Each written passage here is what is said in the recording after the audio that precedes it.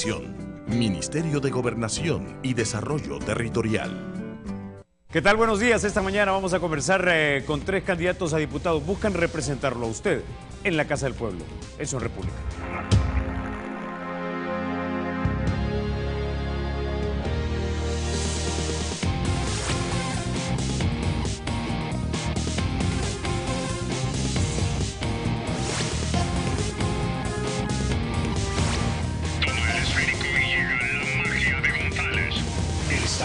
Y será siempre libre e independiente, y no será jamás el patrimonio de ninguna familia ni persona.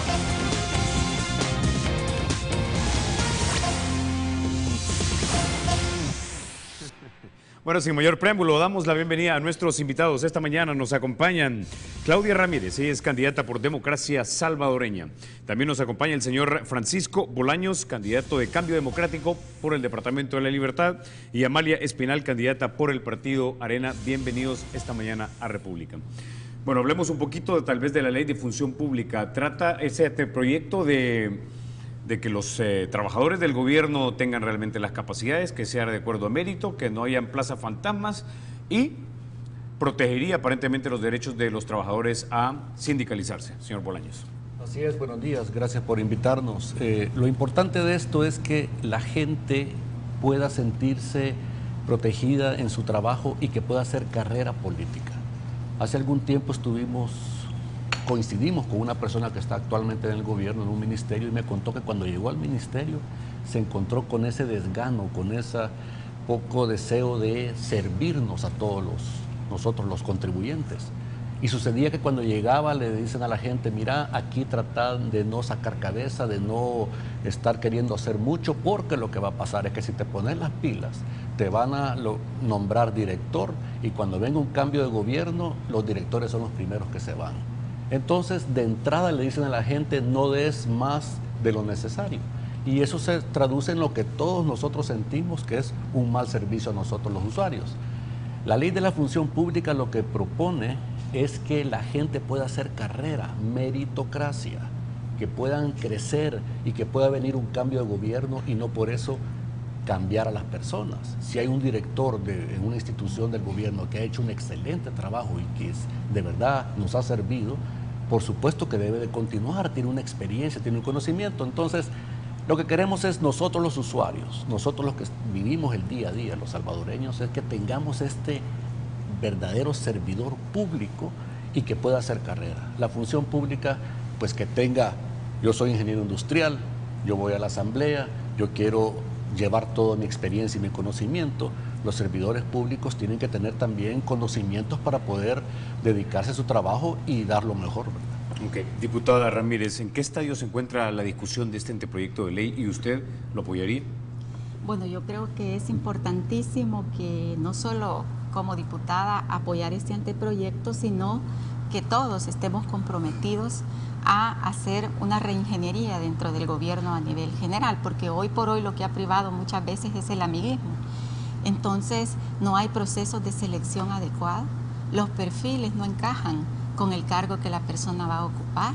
Creo que es importantísimo heredarle a nuestro país personas capaces, con conocimiento, con talento, y que nuestro recurso humano esté capacitado no solamente para desempeñarse a nivel nacional, sino poder competir a nivel internacional. Pero realmente acá tenemos que despojarnos de todo amiguismo dentro de lo que son las instituciones de administración pública, por ejemplo. Tenemos que trabajar mucho en el tema de la contratación del recurso humano, pero también la parte integral de la burocracia que hay hoy por hoy. Hoy por hoy, pues tenemos años de que muchas veces los proveedores a las instituciones públicas le proveen un servicio, pero pasa un año y no le han pagado, quiebran la pequeña, mediana y microempresa. O sea, tenemos que eficientizar no solo el talento humano, sino toda la parte operacional que hay dentro de la organización. Creo que ese es un reto y un compromiso que debemos de asumir todos los funcionarios públicos, independientemente del partido que representemos. Yo creo que este es un tema de país que le va a dar un salto de calidad a la institucionalidad y sobre todo al desempeño de la gente.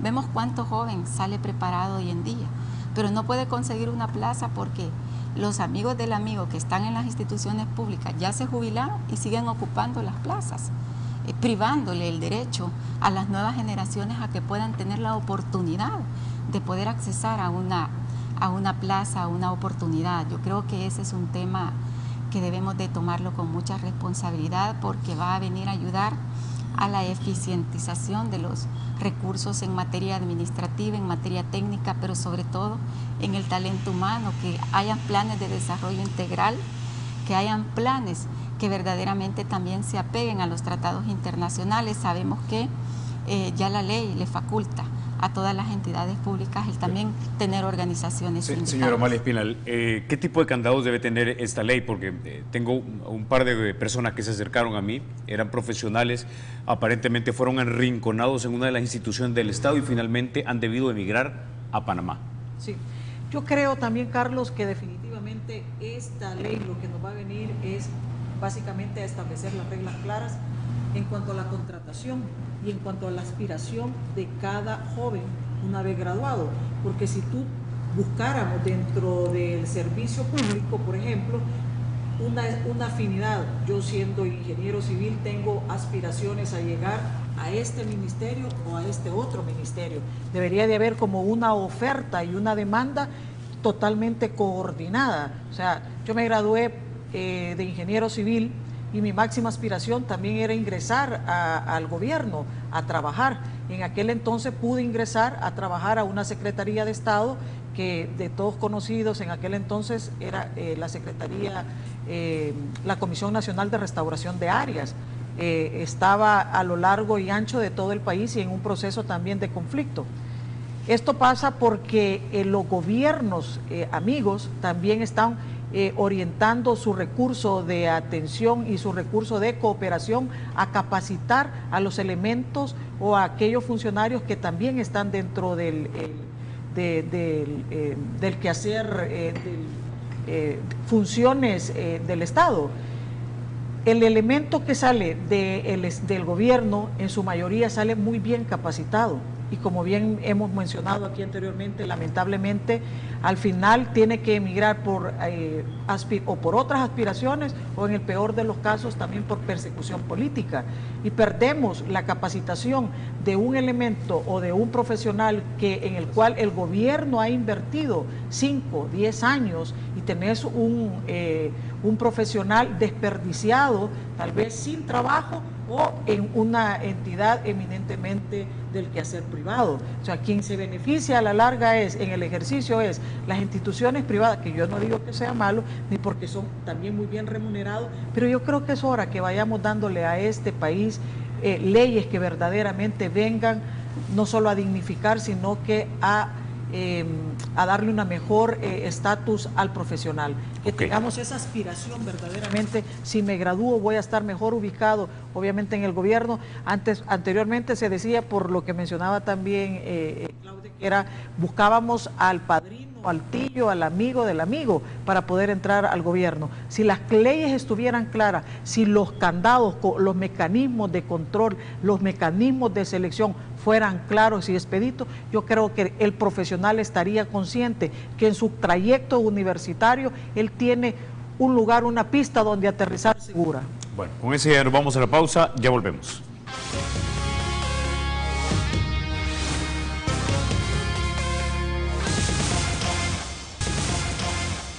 Bueno, es importante que la ciudadanía conozca qué tipo de proyectos favorecen o intentarían reformar ustedes si son electos como diputados.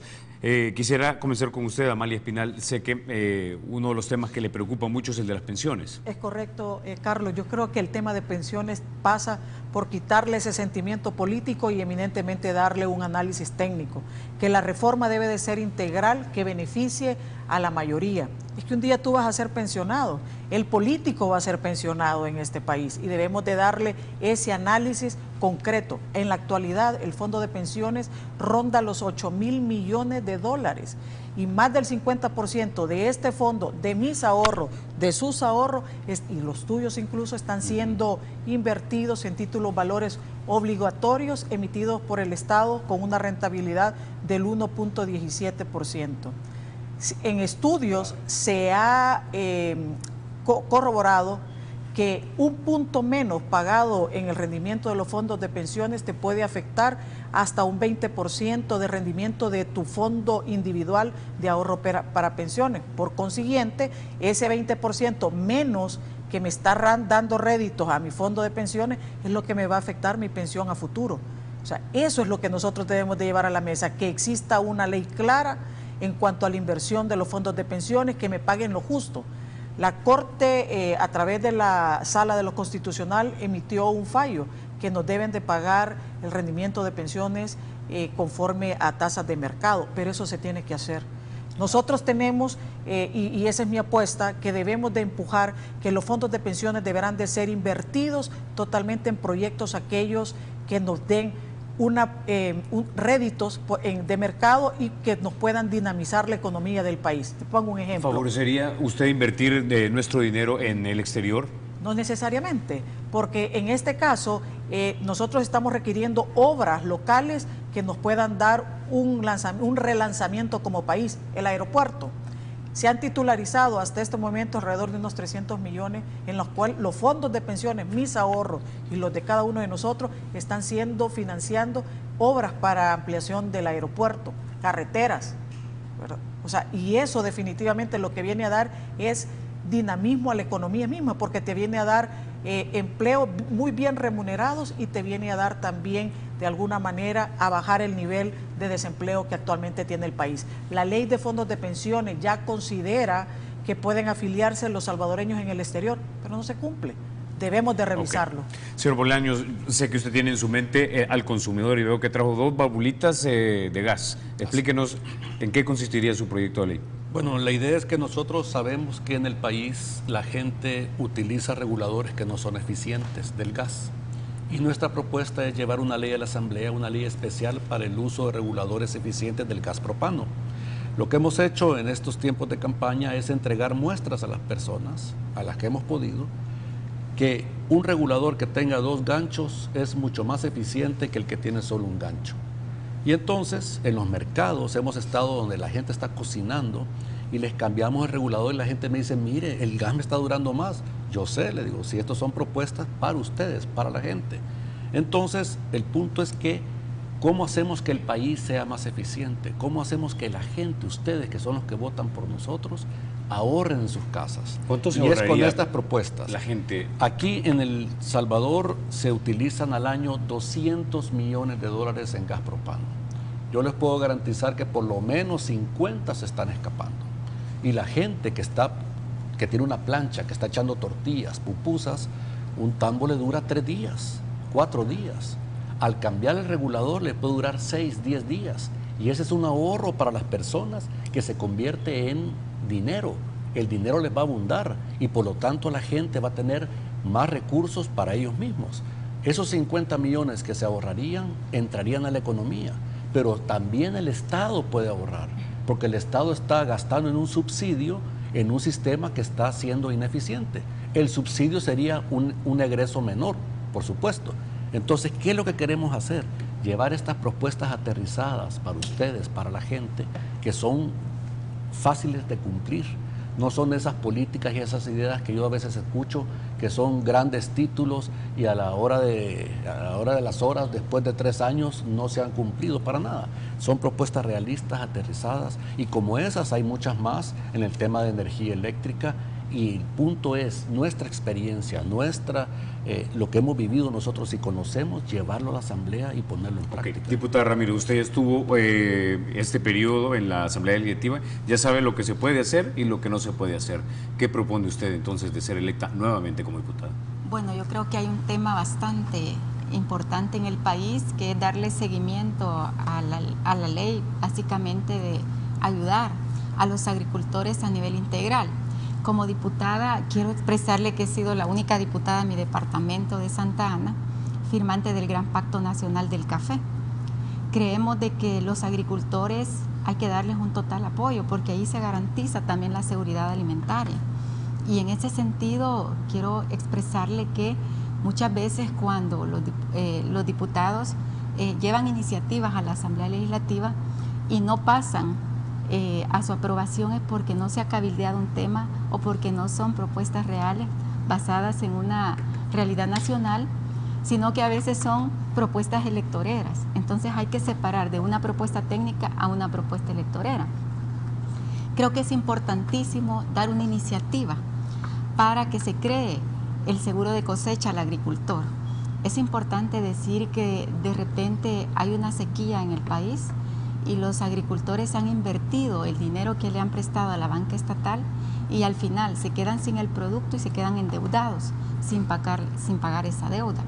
También si hay demasiada lluvia, también se pierde la cosecha y no hay nadie quien le responda a nuestro agricultor. Nosotros dentro de las propuestas llevamos como una iniciativa para crear un fondo en el cual el agricultor esté respaldado en determinado momento de crisis, porque esto no solamente estamos garantizándole a los agricultores, sino a la ciudadanía en general que tengamos una seguridad alimentaria de la cual todos debemos de cuidar. Ok, con esa idea nos quedamos, vamos a la pausa y ya volvemos.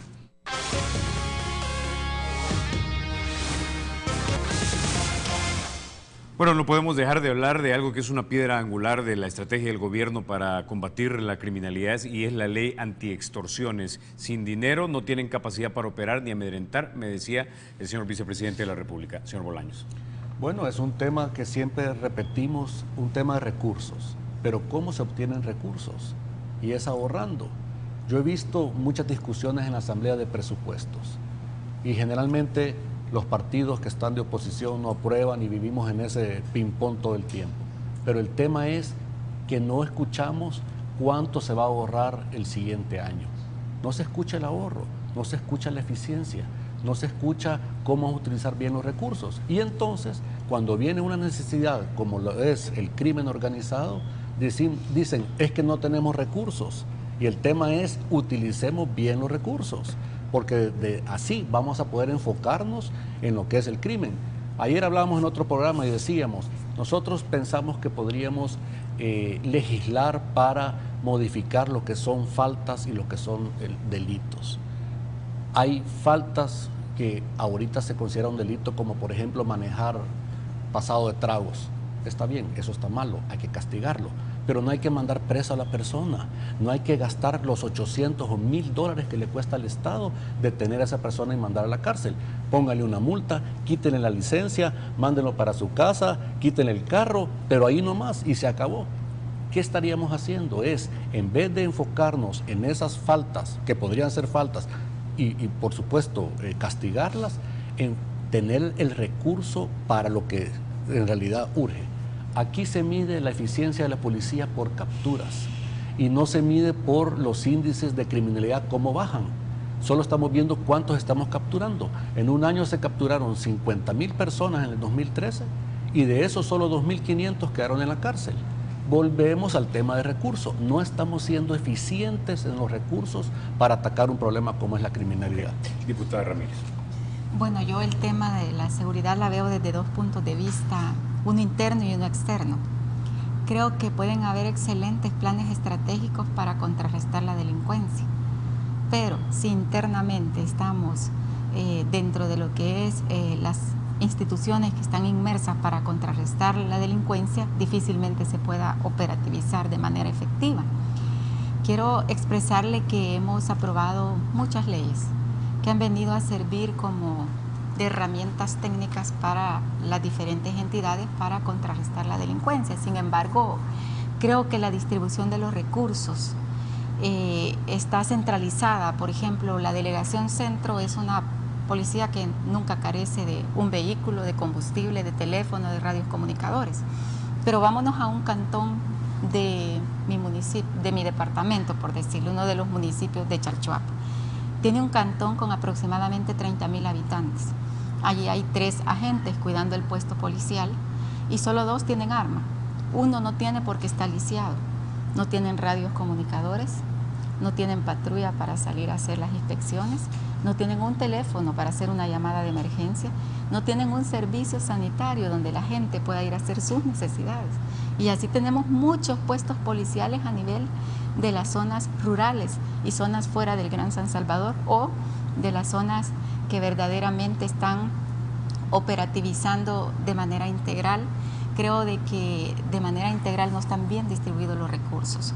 Otro tema bien importante es que nuestra policía, nosotros hemos visto que con el desacuartelamiento básicamente le bajaron el salario a los policías. Deben de revisar la escala salarial de nuestros policías, cuidar a nuestros policías, ni tan siquiera hay un plan estratégico integral para que pueda tener un acceso a una vivienda digna. El policía tiene que ir a vivir a zonas de riesgo porque es lo más barato que hay. Entonces tenemos que proteger y hablar de la seguridad de manera integral. Doña María Espinal. Sí, yo quizás solo abonando a lo que han mencionado aquí mis colegas, es básicamente que las leyes deben de ser diseñadas y estructuradas para la realidad nacional. Yo recuerdo en el tiempo después de los acuerdos de paz, la ley en cuanto a la policía y el diseño de la Policía Nacional fue hecha por europeos y me imagino yo que para países europeos. No fue acorde al momento que estábamos viviendo en una transición posguerra de la paz, de la guerra a la paz, y por consiguiente son todos esos efectos que menciona Claudia que se están dando, en los cuales hasta el día de ahora se están resintiendo. Las leyes, yo insisto, no son malas. Lo que hay que hacer es una ley diseñada integralmente en la cual ajuste las realidades con los anhelos y las expectativas que podemos perseguir como salvadoreños. Y ahí me centro en una función primordial. Los alcaldes deben de ser una columna vertebral en el diseño de leyes, porque al final del día los problemas radican en la localidad o en la comuna, y ellos son los que saben de primera mano cómo se deben de manejar los problemas o las mismas situaciones que pasa por este tema de seguridad. No va a funcionar una ley que esté alejada del territorio y de las realidades que cada población o que cada localidad vive.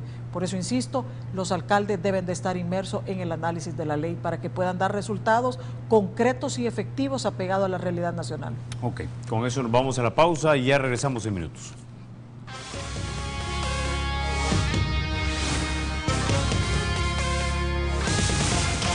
Bueno, ya casi llegamos al final del programa, tenemos 2 minutos para cada uno. La pregunta sería, ¿confían en la manera en que se van a llevar las elecciones? Y de repente tal vez una última reflexión. Sí, Carlos, la única preocupación es conforme a los 12 eventos anteriores en el simulacro que no se han logrado concluir, hay municipios completos en los cuales no se desarrolló el simulacro, no podemos saber con exactitud si va a funcionar o no, pero sí confiamos en el proceso electoral que se han venido desarrollando con los años, que el tribunal va a hacer su mejor ejercicio y que este 1 de marzo podamos salir todos los salvadoreños a ejercer nuestro sufragio, que verdaderamente el 1 de marzo gane El Salvador. Y esto pasa por decirle que en Arena tenemos las mejores opciones, que vote y que salga a votar por los diputados de Arena. En San Salvador está Malia Espinal en la casilla número 19. Espero contar con el apoyo de la mayoría de los del departamento de San Salvador para poder estar sirviéndole desde la Asamblea Legislativa. Ese es el compromiso que creo que deberemos de llevarnos todos los que estamos incluso en este panel, que el bien común prevalezca y que gane El Salvador. Señor Bolaños. Bueno, pedirles que investiguen cómo votar. El tema del voto cruzado ha creado mucha confusión y una forma de aclararlo es decirles, en el caso de La Libertad somos 10 diputados. El voto cruzado, piensen ustedes que vale $1. Si usted escoge a 10 diputados, les está dando 10 centavos a cada uno. Y entonces tendremos que ir de 10 centavos en 10 centavos hasta llegar al voto. Yo quiero el dólar, así que quiero que vote por mí. Y como decimos, alto los amaños, vote por Bolaños. Ok, diputada Ramírez. Bueno, yo creo que el sistema electoral salvadoreño ha tenido un gran reconocimiento, no solamente a nivel nacional, sino también a nivel internacional. Creo que es importante que confiemos en la institucionalidad del país y hacerle un llamado a los partidos políticos que realmente en las mesas deba haber armonía y deba haber ese consenso y el respeto a cada uno de los votos que se cuenten dentro de las mesas, porque allí es donde se ve la problemática fundamental, porque está conformada por todos los partidos políticos y que al final de cuentas ganen los diputados y diputadas que el pueblo elija. Y hoy tienen la oportunidad de elegir directamente por cara, porque ya las banderas quitan ese privilegio a las cúpulas partidarias y a los grupos de poder de poner a los diputados que ellos consideran que deben de llegar a la Asamblea. Hoy usted, pueblo salvadoreño, tiene la oportunidad de elegir a las mejores personas. Yo quiero decirle que como diputada he abanderado leyes como la ley de mi primer empleo. Soy la única diputada del país que ha promovido leyes y reformas en favor de los jóvenes. Expresarle también de que la ley de compensación económica por renuncia voluntaria ha sido una ley en la cual Claudia Ramírez ha trabajado, que antes el patrón no le daba ni las gracias al empleado. Hoy tiene la obligación de darle una compensación económica al momento que el trabajador renuncia de esa empresa. Así de que pedirle que este 1 de marzo no se queden en casa, vayan a votar con toda seguridad, y a los santanecos y santanecas decirles: marque el rostro de Claudia Ramírez en la casilla número 1 de Democracia Salvadoreña, el Partido del Trébol. Ok, con eso no me resta más que agradecerles que hayan estado ustedes esta mañana en República. Y a ustedes, amigos en casa, este es un esfuerzo que hacemos porque si usted va a delegar el poder en una persona, tiene que hacerlo de manera responsable. Y la única manera de hacerlo de manera responsable es conociendo quiénes podrían ser sus diputados electos. Mañana viene Medardo González, coordinador del FMLN, a conversar con nosotros. Seguramente tendrá muchas cosas interesantes que decir. Dicho esto, recuerden, porque la República es de todos, hay que cuidarla.